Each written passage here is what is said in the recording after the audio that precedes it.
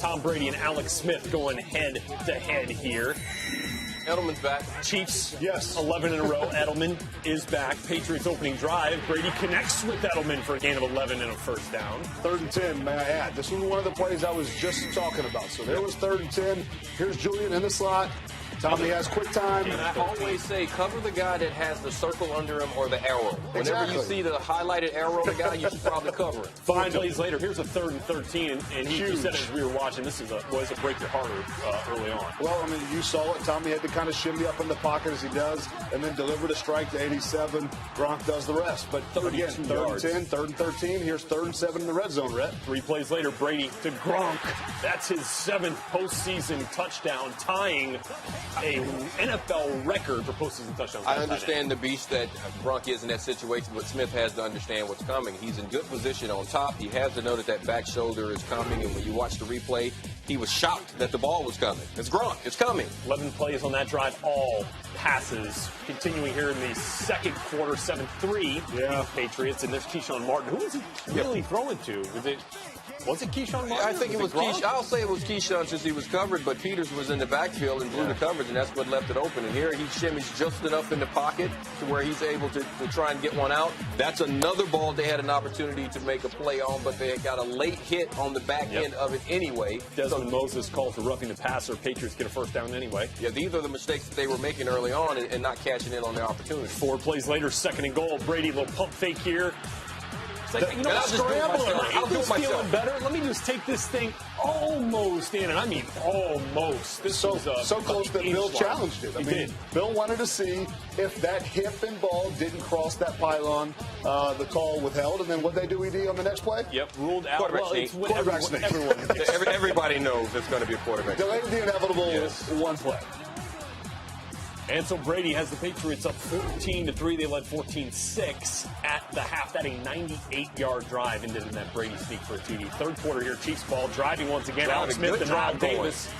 Dante Hightower falls on the fumble from Niall Davis. Yeah, this was the first, honestly, mistake really from either team in the sense of a turnover, and this proved to be a big one. It was close, but Collins knocked it out, and that was a solid drive. Right after the half, they came out, they put a drive together, but they made that play. Speaking of solid drive, Rob Gronkowski, gain of 18 after the turnover into Chiefs territory. Here's Brady on 1st and 10, and looks like he's got Edelman. Nice little back shoulder there, gain of 14. They do that so well. So what have we been talking about with New England? With Kansas City, we've been talking about missed opportunities to get turnovers. Yeah. We see a turnover, and then what happens? They go for the jugular. That's what they're doing, trying to put it away. Typical bait and switch. EB, Eric Berry done a great job on Gronk. Open field tackles early in the first half. This isn't bait and switch. This is football 101. A high school kid knows. Again, I'm telling you, this is an all-pro guy. He knows better than to look into the quarterback. That guy's too good. You can't look at him. He'll bait you with his eyes. And he baited him. Second TD catch for Gronk. Broke 2 records in doing so. Most touchdowns by tight end. Show a little leg, take it away. Back on the Chiefs, though, guys. Yes. I'm not mad at anybody in the secondary. Look at Alex Smith. Watch this. After 5 Mississippis, 6 Mississippi, 7 Mississippi, someone's open. Someone's got it. I was sitting there saying somebody's about to catch the ball. I thought there was going to be a free runner, but I thought so as well. And Jason Avant had 3 big catches today that really kept them in this game. 4th and 3, Alex Smith, another nice one here. Jason Avant right at the first down line. Didn't matter anyway. Had a illegal hands call on the Patriots. That'll be a first down. We'll give them 5 now. 1st and goal from the 10. Alex Smith to Albert Wilson. Beautiful. Throw, catch, everything.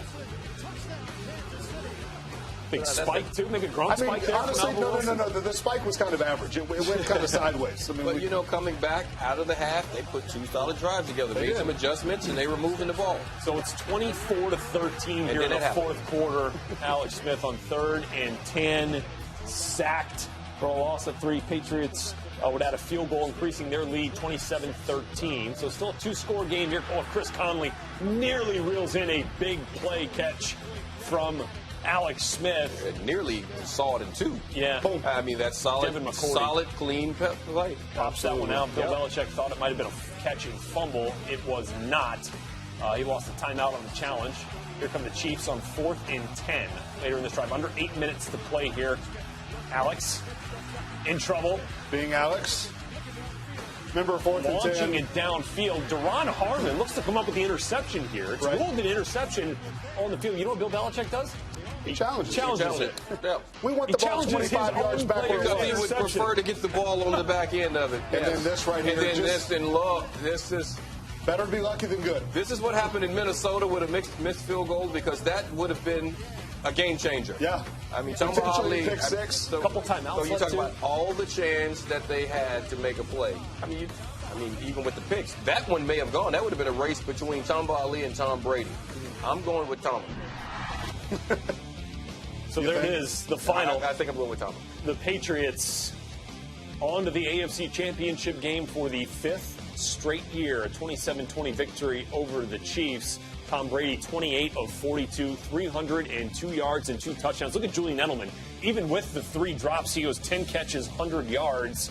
So obviously a huge impact he had in this game for this Patriots offense.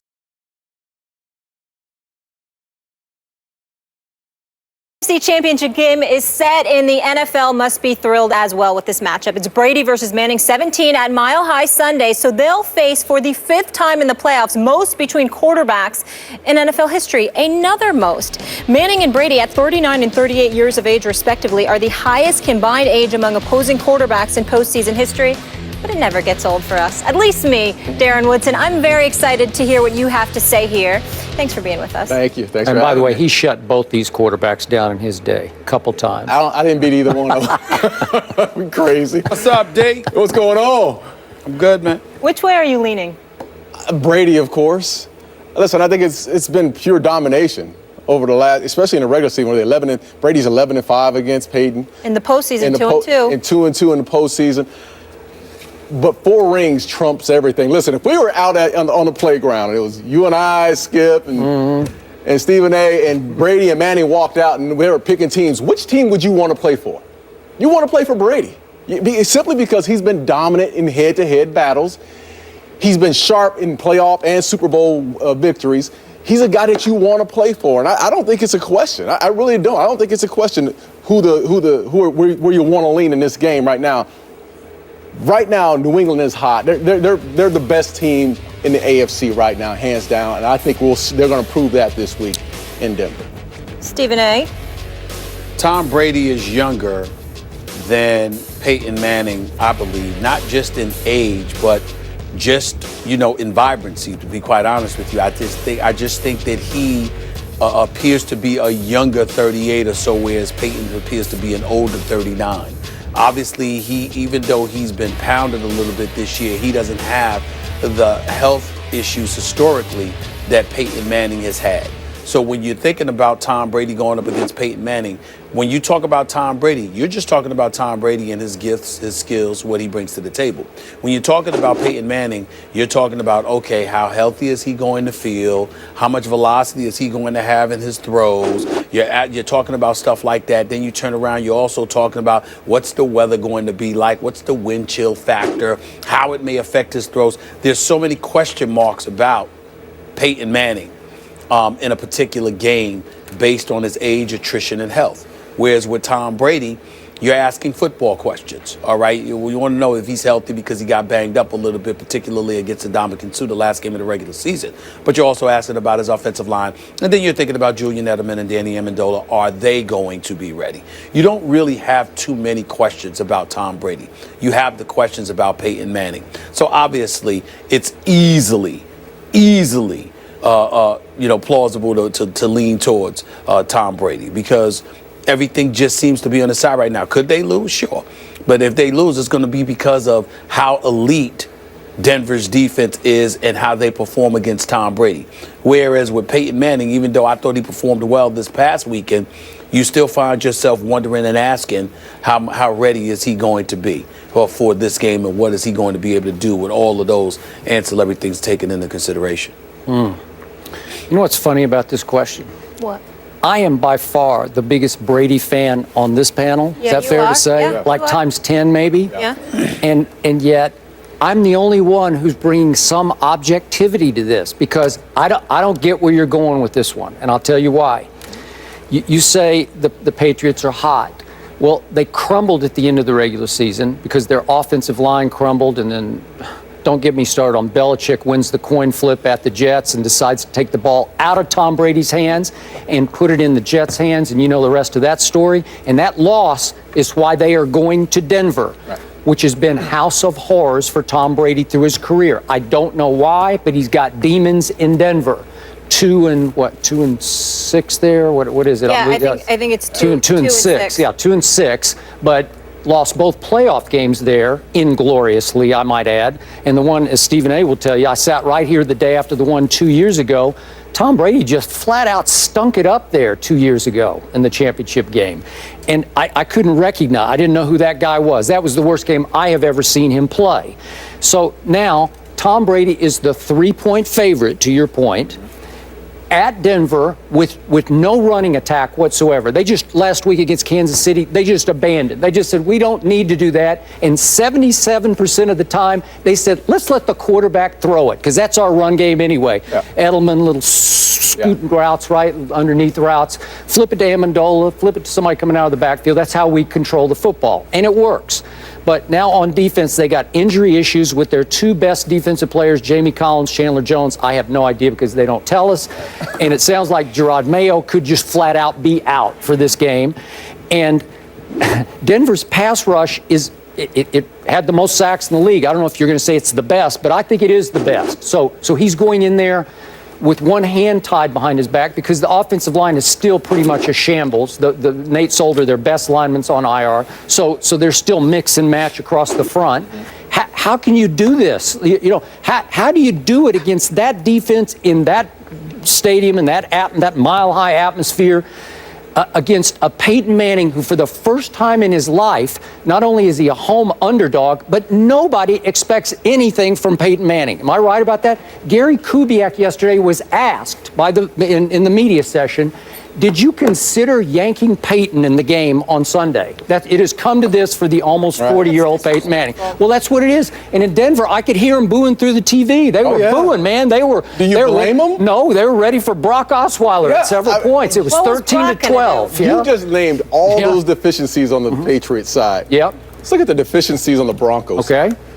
They are a one-dimensional. If you make them a one-dimensional team, and if the Patriots force them to abandon the running game. So it's the flip of who the Patriots are. If you have forced them to abandon the running game and put the onus on Peyton Manning, you trust Peyton Manning to carry this team for 60 minutes against a Bill Belichick's defense, throwing the football.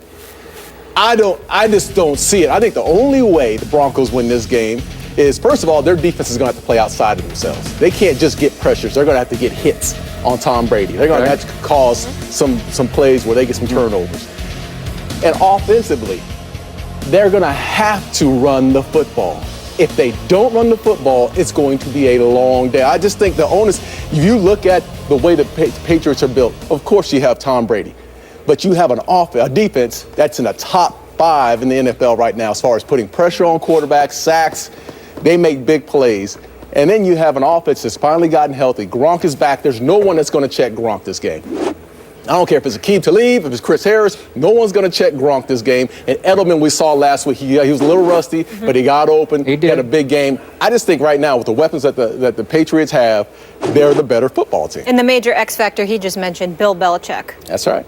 Okay, but Alex Smith terrorized Bill Belichick's defense last Saturday at Foxborough. I was close, and I'm rooting for I'm rooting for Brady. I was closing my eyes. They could not contain Alex Smith. Now he can run. He can run. Yeah, that's a different. And by the way, he had the most scramble yards of any quarterback in the league this year. So you forget about that. Yeah. But he was making throws and runs. And then listen, when push came to shove in that game against Pittsburgh on Sunday, Peyton Manning on 3rd and 12 from his 23, I thought he threw a fastball. A Fowler, yeah. Nice, Fowler? Yeah. That was the best throw of anybody the whole game. Better than anything Ben did to me. Right. But again, can he do it consistently? I don't know. But he's still. I'm not a believer. Okay. I'm just not. I look at the Broncos and I feel like they have so many dogs on that defensive side of the ball. Chris Harris, Aqib Talib, you name it. DeMarcus Ware, they have so many good football players on that defensive side of the ball, but their offense continuously lets them down. You have to run the ball in this month of January. And I still think that right now, the Patriots are going to stop the run. It's interesting because I'm looking at Peyton Manning's stats the last time he played New England in the playoffs, which was 2013 seasons, 2 years ago, January 19th, 2014. Peyton Manning went 32 of 43 for 400 yards and 2 touchdowns. Completed 74% of his passes. They won by 10 points. What did Brady do? Do you have Brady's numbers? Yeah, I got Brady's numbers right here, Skip. He had 24 of 38, completed 63% of his passes, 277 yards, 1 touchdown. Peyton Manning threw for 400 yards, completed 74% of his passes. They still only won by 10 points. To me, I understand that game, Denver was pretty much in control of that game, that Brady simply didn't seem like himself. But it wasn't like he turned the ball over or did a whole bunch of things wrong. It's just that he wasn't very Brady-like. And I say all of that to say that it leads me towards thinking about what Darren just said. I'm just looking at it from the standpoint that with this defense playing the way that it plays, unless you're able to force Tom Brady into actual turnovers that can produce points for you, to me, Denver's offense is going to have to come to the rescue.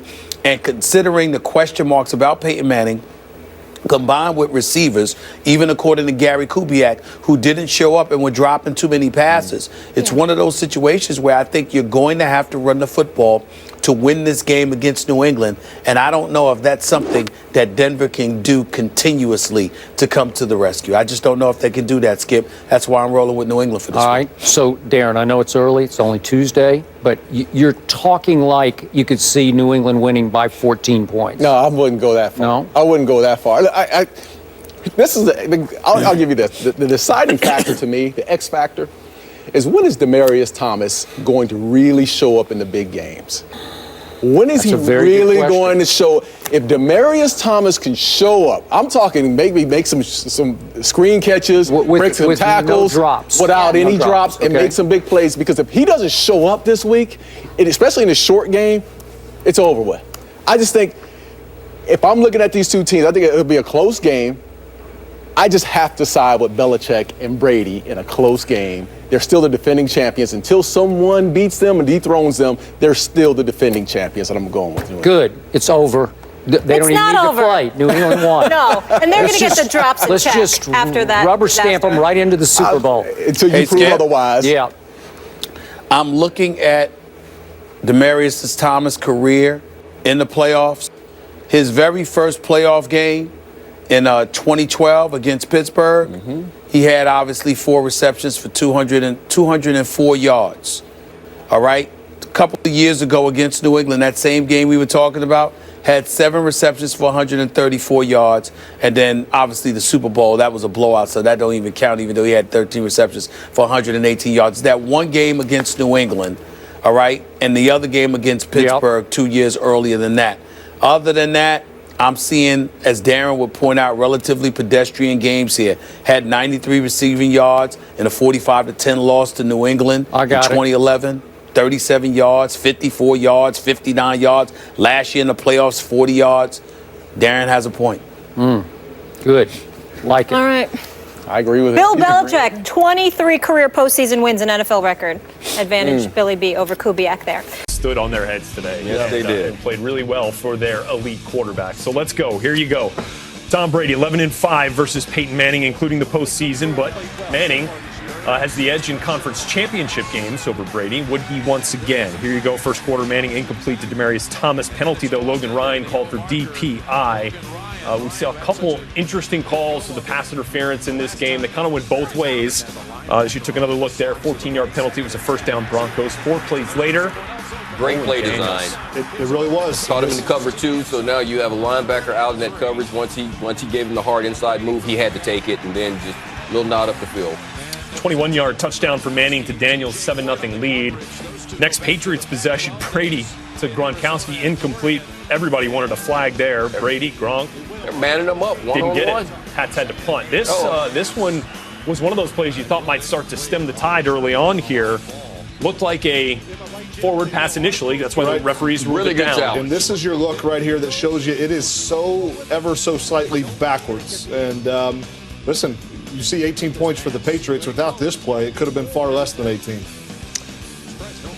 This play was challenged by Bill Belichick. The officials agreed with Bill, and they got the possession on the turnover, and Steven Jackson's going to put it in the end zone for the Patriots. And that, of course, would make it 7-6. Because That's Steven a big one. Gostkowski missed the extra point. Yes, That's a big huge one. guy who hadn't missed since his rookie year at Tennessee. So he picked today? In 2006, he picked today to miss an extra point. Yep. Been the best kicker in the league for 5+ years now, and that was a big one it'll show you later. Tom Brady was feeling the pressure early and often from this Broncos defense. Derek Wolfe got him a couple times. Von Miller got him. Next play here, Miller into coverage, though, and he's going to be just underneath the Rob Gronkowski as Brady's looking to get it to Gronk. Yep, never saw him. This is unlike Tommy, not to see the field quickly and accurately. Well, Von, great play. Well, it doesn't matter who the quarterback is. Pressure will get to him, and Tom thought he had pressure coming. It was a 3-man rush, 8 guys back, and he had plenty of time to not throw that ball.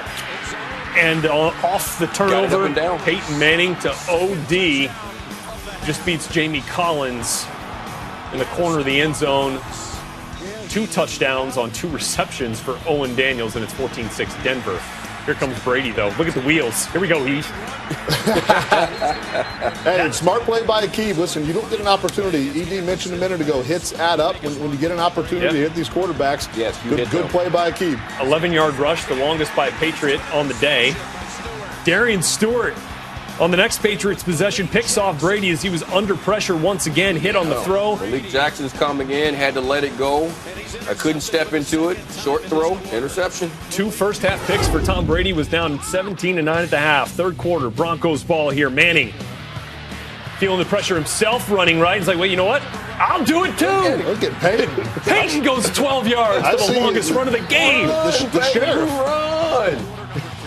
First down, Broncos, though, would have to punt a bit later. Check out Von Miller coming around the edge. He was active all day. His get-off was probably the best we've seen it all year, which is saying something because it's always great. Yes. 58 came to play, along with Wolf, Ware. They held their own all day long. Patriots would have to punt. The one run here, Rhett. This is it. This is a huge run from C.J. Anderson for 30. Yep, sure was. You're sitting there at 3rd and 1. Both teams bottled up the run game all day. That was their one big one. And it leads to this opportunity here. Peyton just misses out of the reach of Norwood. Jordan Norwood couldn't quite, laid out for it, couldn't quite reel it in. Manning knows he missed one, settling the Broncos for a Brandon McManus 31-yard field goal. They're up 20-12. Next Pats possession, Brady to Edelman 8 yards plus a penalty here on Shiloh Ko head-to-head. And I hate to say it, you can call this almost on every tackling play. Good call by the base of the rules. Hard for the defenders to make tackles much anymore in open space. 5 plays later, Brady to Edelman on 3rd and 10, good for 19 and a first down. Well, number 11, big time, starts in the slot, earns him another catch, extends the drive, 3rd and 11 here. Here's Danny Amendola. Oh, boy, this was a huge play. Boy, he was losing his balance. Yes, trying to reach look at the time, 6.5, 3 timeouts, 4th and 1. I still say go for it. I know. I just don't like the play call. Don't turn Tom Brady's back. Why don't you put him in a situation where he can see what's happening instead of trying to fool the defense? It's just too fast and they're too sound. Belichick decides not to kick the field goal, throwing the 4th down conversion to Edelman. He gets stuffed, so back to the Broncos goes the ball. And here's Peyton Manning on 3rd and 14. Nowhere close. They're going to have to punt it away. Tom will get another shot. Only about a minute and a half comes off the clock there. So here comes Brady with under 4 minutes to play on 1st and 10, and he has Rob Gronkowski. Huge play down the middle of the field. Well, and Rob, despite, honestly, I want to count the snaps. He was constantly on the sideline today. Probably didn't play much more than about half, but still had a huge day. 2nd and 5, James White draws the penalty here on Brandon Marshall for defensive holding. That'll give him another first down. 3 plays later, 3rd and 1. Brady trying to sneak it. Didn't get it, but hang on. Flag on the play. Marcus Cannon called for a false start, so they kind of get another shot at it here, although it's going to be 3rd and 6. 3rd and 6. So here it is. Boom. Looks like Amendola has it. Ball comes out, ruled incomplete.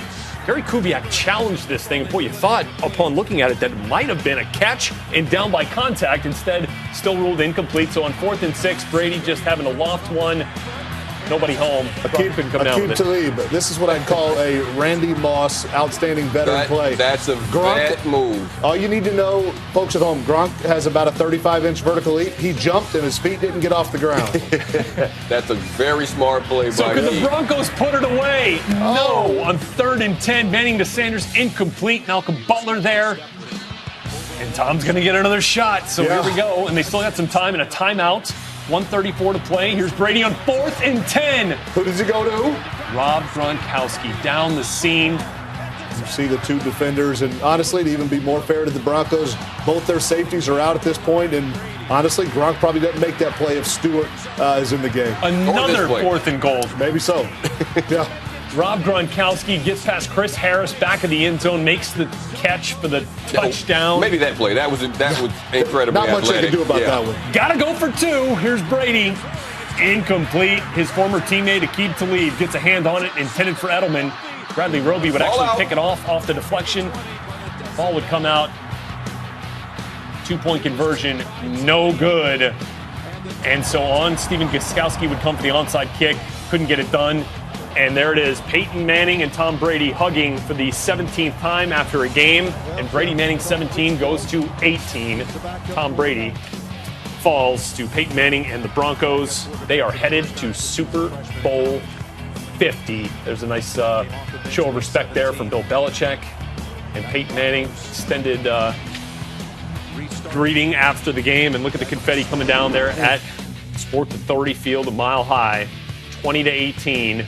Peyton Manning, the 2 first-half touchdowns, got it done, just 176 yards through the air.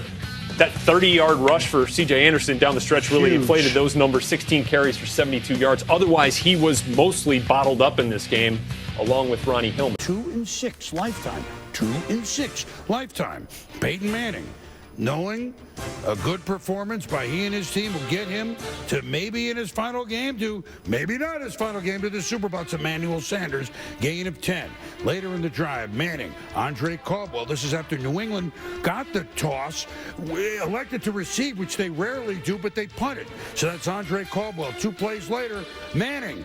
Owen Daniels, the tight end down the middle. It's a touchdown, and Daniels made the move on Jamie Collins, Tom. Yeah, a little sluggo right there. The safeties both wide, covered too deep, and ball well delivered by Manning for a touchdown. Well, that looked too easy, didn't it, Brady and the Patriots? Well, this is the #1 defense. 3rd and 14, Derek Wolfe, hungry like a wolf. Duran, he leads to another punt. Now Broncos possession. Manning. Ronnie Hillman, wait a minute, did that look like a lateral? Why, yes, it did. Jonathan Freedy picks up the ball. Now, the whistle was blown. Coach Belichick smartly challenged. It's a lateral. It's really close. I mean, I don't think that they could overrule it, but they did. But, you know, it was a huge mistake, equivalent to a turnover. And so it is a turnover. The fumble, it's a lateral. So Brady to Brandon Bolden, and he's inside the 5-yard line. He gets whacked, and there's a penalty. Tacks on another yard. Steven Jackson, he's in there. He's related to you, right? It's third cousin. And now Steven Gostkowski, whose last extra point miss, his only one in his career, was 2006. He's the best kicker in football, but now this is hard to believe.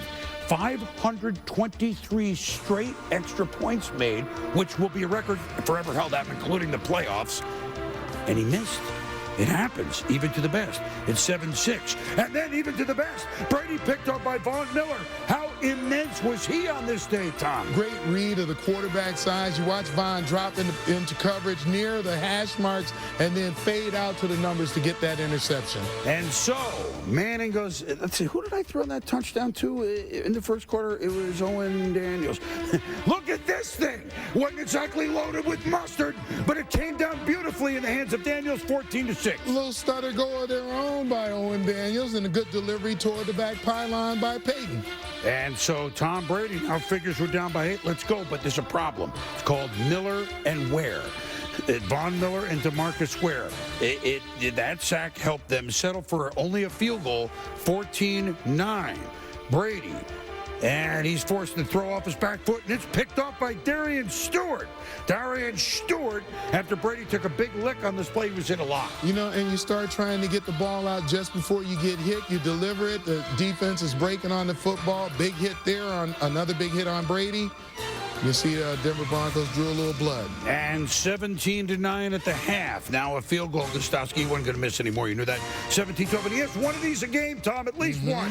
C.J. Anderson, who's run, well, similar to that, won the overtime game in Mile High during the season. Manning to Jordan. It's Norwood. Can't catch the ball. And they kick a field goal 2012, so it's still 8. 3rd and 11. Brady Amendola. And good play by Denny. He dives, but he can't make the first down. So, Coach Belichick, 4th and 1. And how about this play for Gary Kubiak, Wade Phillips defense? Big pressure to Marcus Ware, and bang!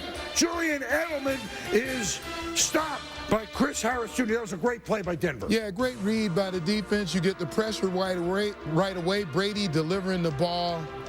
And that's the way you come up and make a hit and hold somebody short of a first down. The whole play was impressive, whole play. Now, 4 minutes to go in the game, but it's still 20-12.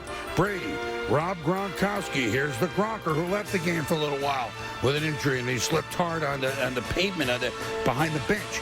Now, 2.5 to go. It's 3rd and 6.